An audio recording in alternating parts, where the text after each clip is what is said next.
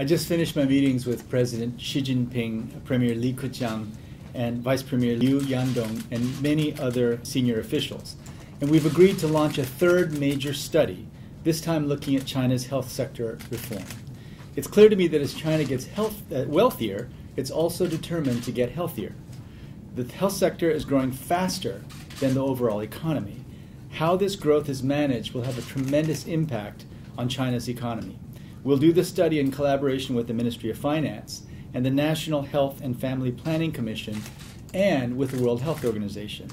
We hope that the study will help China accelerate its efforts to provide affordable, quality care, especially for its aging population and the rising middle class facing chronic diseases. These chronic conditions now account for a staggering 80% of the overall disease burden in the country. More than 200 million patients suffer from hypertension and more than 90 million from diabetes. Many of the challenges facing China today are similar to those faced by high-income countries for decades. China has an opportunity to leapfrog decades of bad practice by developing new models of healthcare delivery and implementing them at scale. My name's Tom Mitchell with the Financial Times. It seems everybody wants their own development bank these days. Do you welcome these new entrants? Do you see them as a threat? And how will it change how the World Bank operates? Thank you. So we welcome any new organizations, any countries, the BRICS Bank, the AIIB.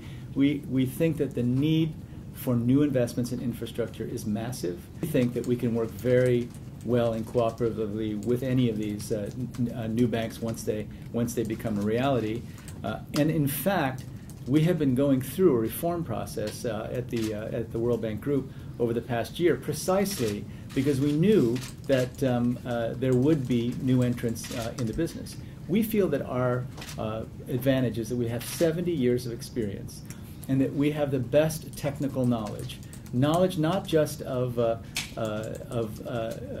papers and evidence and data, but we have experience of putting together actual solutions to problems. For us, our competition is poverty. Our enemy is lack of economic growth. Another enemy is a growth that's not inclusive. So as long as we're clear on what we're doing and what we're battling, we have actually no choice but to welcome any new entrants, because every new entrant will help us battle poverty and help us to boost shared prosperity. President Dr. Kim, Martina Fuchs from CCTV News. Thank you for your time. In the latest economic update, the World Bank for China said that growth is slowing down and becoming more volatile. I was wondering how this is impacting the rural-urban gap issue. So if you look at the study we just completed, the urbanization report, and then you look at the study that we've just been asked to do, healthcare, in both of those areas, a primary concern is to address this rural-urban gap. So in the urbanization study, we talked about many different issues, but one of them was reform of the hukou system, so that migrants will have access to services when they come to the cities. We also talked about land reform in the sense that giving more rights to small farmers in the rural areas so that they're more encouraged to keep their land. In healthcare, again, the primary concern is how do you equalize access to quality services between the rural and the urban dwellers. I think in both of these studies, I've been very impressed at the commitment of the government in addressing those very issues. We hope we can help with that, both with this current study on urbanization and also the future one in healthcare.